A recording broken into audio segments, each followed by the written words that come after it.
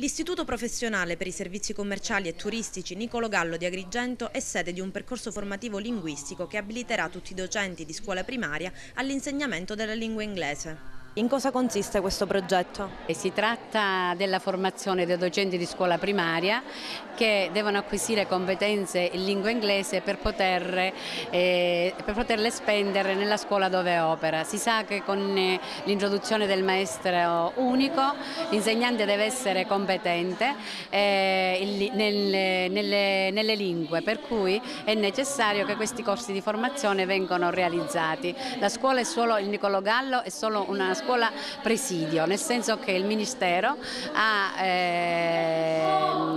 dato la possibilità alla scuola di ospitare 3 corsi, 2 di livello 0 e 1 di livello 1. Ci sono 3 tutor nominati pure dal Ministero che realizzeranno questo percorso che vedrà alla fine nel maggio 2013.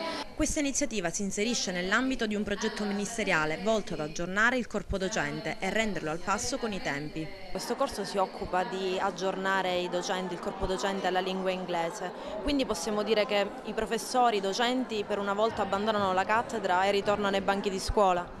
Assolutamente sì, i professori diventano protagonisti di un percorso lungo certamente, ma che darà tante soddisfazioni. Come si accede a questa certificazione? I docenti dovranno fare un esame?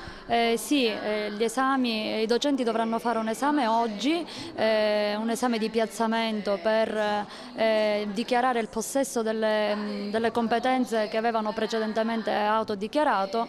Poi al termine del percorso, che è un percorso triennale per il livello base, biennale o annuale, ci sarà un esame finale che si concluderà con una certificazione, e questa certificazione consentirà ai docenti della scuola primaria di insegnare l'inglese nella scuola primaria ai sensi del decreto del DPR 81 del 2009. I docenti per una volta abbandonano la cattedra e ritornano dietro i banchi di scuola. Oggi avete in programma un esame. Lei ha paura?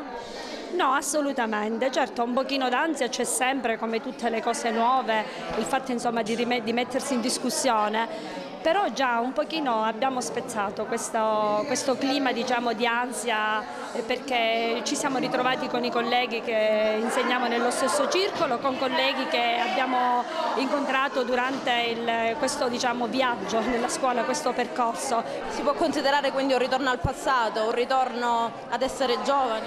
Sì, un ritorno ad essere alunni un po' dall'altra parte della barricata.